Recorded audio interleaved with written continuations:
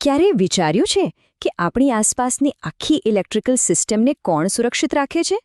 એ છે circuit breakers, આપણા શાંત રક્ષકો. પણ સવાલ એ છે કે શું આ રક્ષકો પોતે હેલ્ધી છે? તો ચાલો આજે આપણે એમના જ હેલ્થ ચેકઅપ વિશે જાણીએ અને સમજીએ કે એમની તંદુરસ્તી કેવી રીતે ચકાસાય છે. તો આ હેલ્થ ચેકઅપનું નામ શું છે? એને કહેવાય છે ઇન્સ્યુલેશન રેઝિસ્ટન્સ ટેસ્ટ, કે પછી ટૂંકમાં કહીએ તો IR ટેસ્ટ. આ એક એવી તપાસ છે જે બ્રેકરનું જે સુરક્ષા કવચ હોય ને, એટલે કે એનું ઇન્સ્યુલેશન, એની ક્વોલિટી ચેક કરે છે. સાવ સાદી ભાષામાં કહીએ તો આ ટેસ્ટ એ પાક્કું કરે છે કે કરંટ સીધો એના રસ્તે જ જાય અને આમ તેમ ક્યાંય લીક ના થાય. આખી વાતને સમજવાનો એક સૌથી સહેલો રસ્તો છે. વિચારો કે આ એક મેડિકલ ચેકઅપ છે, બરાબર? જેમ આપણે આપણા શરીરને ફિટ રાખવા માટે રેગ્યુલર ચેકઅપ કરાવીએ છીએ, બસ એ જ રીતે સર્કિટ બ્રેકરને પણ લાંબુ અને સુરક્ષિત ચાલવા માટે આવા નિયમિત ચેકઅપની જરૂર પડે છે. તો આ IR ટેસ્ટ એનું જ એક જાતનું વાર્ષિક હેલ્થ ચેકઅપ છે, એમ સમજી લો. તો ચાલો હવે આ હેલ્થ ચેકઅપની દુનિયામાં થોડા ઊંડા ઉતરીએ. આપણે આગળ શું શું જોવાના છીએ? પહેલું, આ અદૃશ્ય રક્ષક કેમ જરૂરી છે? બીજું, એનું ઇન્સ્યુલેશન હેલ્થ ચેક કેવી રીતે થાય છે? ત્રીજું, આખું પરીક્ષણ કરવાની પ્રોસેસ શું છે? ચોથું, જે રિઝલ્ટ આવે એને સમજવું કઈ રીતે? અને પાંચમું, સૌથી ઇમ્પોર્ટન્ટ, સેફટી, કારણ કે સલામતી સર્વોપરી છે. ચાલો તો સૌથી પહેલા મુદ્દાથી જ શરૂ કરીએ. સવાલ એ છે કે આપણે આ ટેસ્ટ કરવાની જરૂર જ શું છે? એક સર્કિટ બ્રેકરના ઇન્સ્યુલેશનને બચાવવું આટલું બધું મહત્વનું કેમ છે? જવાબ એકદમ સિમ્પલ છે.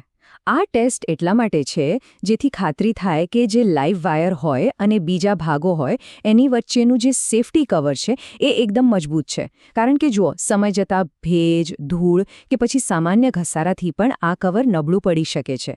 તો આ ટેસ્ટ આપણને કોઈ નાની અમથી તકલીફ, કોઈ મોટી દુર્ઘટના બને એ પહેલાં જ એને પકડી પાડવામાં મદદ કરે છે.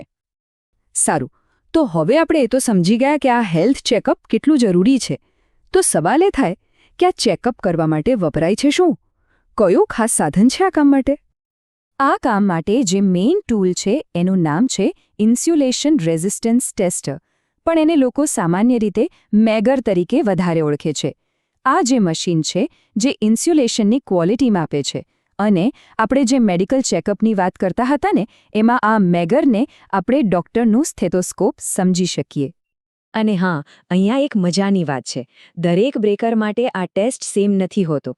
જેમ કોઈ દર્દીની ઉંમર અને તબિયત જોઈને દવાનો ડોઝ નક્કી થાય, બસ એ જ રીતે અહીંયા બ્રેકરના ટાઈપ પ્રમાણે વોલ્ટેજ સેટ થાય છે. જેમ કે નાના ઘરગથ્થુ બ્રેકર્સ માટે 500 વોલ્ટ DC, એનાથી મોટા મીડિયમ વોલ્ટેજ બ્રેકર્સ માટે 1K અથવા 2.5 કિલોવોલ્ટ, અને જે એકદમ મોટા હાઈ વોલ્ટેજ બ્રેકર્સ હોય એના માટે તો 5 કિલોવોલ્ટ DC, એટલે કે 5000 વોલ્ટ જેટલો પાવરફુલ વોલ્ટેજ વપરાય છે. ઓકે, તો હવે સીધા પ્રોસેસ પર આવીએ. આ IR ટેસ્ટ ખરેખર થાય છે કેવી રીતે? ચાલો સ્ટેપ બાય સ્ટેપ સમજીએ. આખી પ્રોસેસને આપણે 4 સિમ્પલ સ્ટેપ્સમાં સમજી શકીએ. સ્ટેપ 1, અને સૌથી ઇમ્પોર્ટન્ટ, આઇસોલેટ અને ગ્રાઉન્ડ, એટલે કે બ્રેકરનો પાવર સપ્લાય ટોટલી બંધ કરી દેવાનો.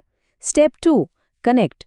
મેગરના જે વાયર હોય એને બ્રેકરના અલગ અલગ ફેઝ અને અર્થ સાથે જોડવાના. સ્ટેપ 3, વોલ્ટેજ આપવાનો. જે બ્રેકરનું રેટિંગ હોય એ પ્રમાણે DC વોલ્ટેજ અપ્લાય કરવાનો. અને સ્ટેપ 4, માપ લેવાનો. બરાબર 60 સેકન્ડ પછી મેગા ઓમમાં જે રિઝલ્ટ આવે એને નોટ કરી લેવાનું. અને જુઓ, રિયલમાં આખી પ્રોસેસ કંઈક આવી દેખાય છે. આ ફોટોમાં જોઈ શકાય છે કે કેવી રીતે એક મેગરને સર્કિટ બ્રેકર સાથે કનેક્ટ કર્યું છે. આનાથી આપણને એકદમ ક્લિયર આઈડિયા આવે કે આપણે જે સ્ટેપ્સની વાત કરી એ પ્રેક્ટિકલી કેવી રીતે કામ કરે છે. પણ સાચું રિઝલ્ટ મળે એના માટે 2 વસ્તુઓનું ખાસ ધ્યાન રાખવું પડે. પહેલું છે તાપમાન, કારણ કે ગરમી રિઝલ્ટને ઉપર નીચે કરી શકે છે, એટલે ટેમ્પરેચર નોટ કરવું બહુ જ જરૂરી છે.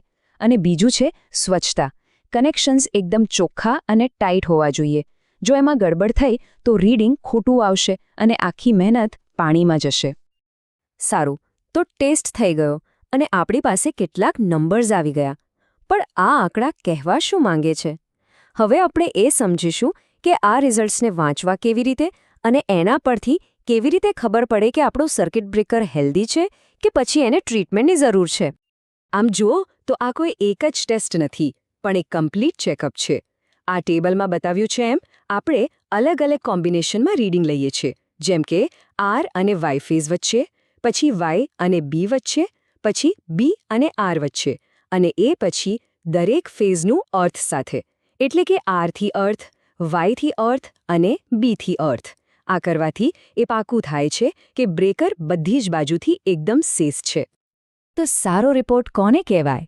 વેલ, એક સારો નિયમ એ છે કે જો રીડિંગ 100 મેગા ઓહમથી વધારે આવે તો સમજી લેવાનું કે બધું બરાબર છે. એકદમ સીધો હિસાબ છે. આંકડો જેટલો મોટો, ઇન્સ્યુલેશન એટલું જ મજબૂત, અને આપણો સર્કિટ બ્રેકર એટલો જ હેલ્ધી. પણ જો રિઝલ્ટ સારું ન આવે તો એનો શું મતલબ થાય? આ કેબલ એ જ વોર્નિંગ સાઇન સમજાવે છે. માની લો કે IR વેલ્યુ ઓછી આવી, તો એનું કારણ ભેજ, ધૂળ કે કોઈ બીજી ગંદકી હોઈ શકે છે. જો રીડિંગમાં અચાનક મોટો ડ્રોપ દેખાય તો સમજો કે ઇન્સ્યુલેશન ક્યાંક ડેમેજ થયું છે. અને જો અલગ અલગ રીડિંગમાં બહુ મોટો તફાવત હોય તો એનો મતલબ કે કોઈ એક ચોક્કસ જગ્યાએ ઇન્સ્યુલેશન નબળું પડી ગયું છે. અને હવે આપણે આખી વાતના સૌથી અગત્યના ભાગ પર આવીએ છીએ, અને એ છે સેફટી, સલામતી. યાદ રાખજો, આ ટેસ્ટમાં હાઈ વોલ્ટેજનો ઉપયોગ થાય છે, એટલે સેફટી આપણી પહેલી પ્રાયોરિટી હોવી જ જોઈએ. એમાં જરા પણ બાંધછોડ ચાલે જ નહીં. આ 5 ગોલ્ડન રૂલ્સ છે જેને ક્યારેય ભૂલવાના નહીં. નંબર 1, પાક્કું કરી લો કે બ્રેકરનો પાવર સપ્લાય ટોટલી બંધ છે. નંબર 2, ટેસ્ટ ચાલુ હોય ત્યારે ભૂલથી પણ ટર્મિનલ્સને અડકવું નહીં. નંબર 3, બ્રેકરના રેટિંગ પ્રમાણે જ સાચો ટેસ્ટ વોલ્ટેજ વાપરો. નંબર 4, બધા કનેક્શન્સ ટાઇટ અને ક્લીન છે એ ચેક કરી લો.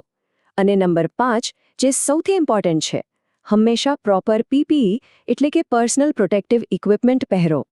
આ નિયમોનું પાલન કરવામાં સહેજ પણ ચૂક ના થવી જોઈએ. તો આજે આપણે જોયું કે આ ઇન્સ્યુલેશન રેઝિસ્ટન્સ ટેસ્ટ, જે દેખાવમાં ભલે સિમ્પલ લાગે પણ એ સર્કિટ બ્રેકર માટે કેટલું જરૂરી હેલ્થ ચેકઅપ છે, એ આપણને આવનારા મોટા જોખમો સામે પહેલાથી જ એલર્ટ કરી દે છે. પણ જતાં એક સવાલ મનમાં મૂકીને જાઉં છું. વિચારો કે જો આ ચેતવણીના જે સંકેતો મળે છે એને નજરઅંદાજ કરવામાં આવે તો એના પરિણામો શું હોઈ શકે? આ સવાલનો જે જવાબ છે ને, એ જ આ ટેસ્ટનું સાચું મહત્વ સમજાવે છે.